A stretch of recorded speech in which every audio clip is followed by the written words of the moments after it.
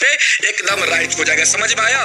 B आपका यहाँ पे एकदम राइट हो जाएगा। अगला सवाल कहता है दो भिन्न त्रिज्या वाले वृत्त हमेशा होते हैं। बताइए बाबू इसका आंसर आप लोग बताइए। तो दो भिन्न त्रिज्या वाला वृत्त क्या होते हैं? तो आप लोग कहेंगे सर दो भिन्न त्रिज्या वाला वृत्त जो होगा हमेशा क्या होगा? समरूप होगा। क्या होगा बाबू? समरूप होगा। सर्वांगसम तभी होगा जब दोनों वृत्त का त्रिज्या समान होगा, तब हम लोग क्या कह सकते हैं? दोनों वृत्त को सर्वांगसम कह सकते हैं। मतलब समान जब त्रिज्या होगा, जब समान त्रिज्या होगा बाबू, समान त्रिज्या वाले वृत्त को हम लोग क्या बोलेंगे? सर्वांगसम बोलेंगे। इसको आप लोग ध्यान रखना। अगला सवाल देखो। अगला सवाल कहता है किसी पासे को फेंकने पर सम संख्या आने की प्रायिकता है। बताइए बाबू किसी पासे को जब हम लोग फेंकेंगे तो सम संख्या आने की प्रायिकता क्या होगा? देखिए बाबू एक पासा में नंबर ऑफ सिंपल स्पेस होता है 1 2 3 4 5 4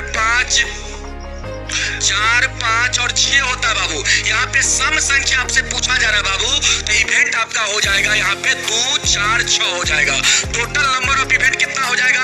तो आप कहेंगे सर 3 गो हो जाएगा। तो यहाँ पे प्रायिकता क्या हो जाएगा? नंबर ऑफ इवेंट बटा नंबर ऑफ सिंपल स्पेस। तो बाबू आपका 3 बटा यहाँ पे 6 हो जाएगा।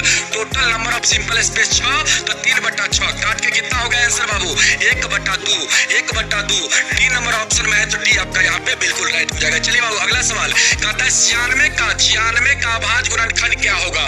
96 का अभाज्य गुणनखंड क्या होगा बाबू? बताइए आप लोग 96 का अभाज्य गुणनखंड क्या होगा? देखिए बाबू 96 को जब आप अभाज्य गुणनखंड में तोड़ेंगे, ध्यान से देखना, 2 से लगाओ इसको 48 दूना 96, फिर 2 से लगाओ 24 दूना 48, फिर 2 से लगाओ 12 दूना 24, फिर 2 से लगाओ 6 दूना 12, फिर 2 से लगाओ 2 तिया 6, फिर 3 से लगाओ 3 एका 3। बाबू 2 कितना बार आया है यहाँ पे? 5 बार। तो 2 के पावर 5 हो जाएगा और 3 यहाँ पे 1 बार आया है, तो गुना में 3 यही हो जाएगा बाबू। देखिए किस ऑप्शन में है? ऑप्शन नंबर सी में है, तो सी आपका यहाँ पे बिल्कुल राइट हो जाएगा। समझ में आ गया? चलो अगला सवाल देखते हैं हम लोग। अगला सवाल कहता है आर त्रिज्या वाले गोले का आयतन होता है। बाबू यहाँ पे त्रिज्या आर है, तो गोला का आयतन क्या होगा? 4/3 पाई आर क्यूए हो जाएगा बाबू। त्रिज्या यहाँ पे आर है, तो यहाँ पे आयतन आपका इतना ही हो जाएगा। देखिए किस ऑप्शन में है? ऑप्शन नंबर ए में है, तो ये आपका यहाँ पे क्या हो जाएगा? बिल्कुल राइट हो जाएगा। चलिए बाबू अगला सवाल देखते हैं।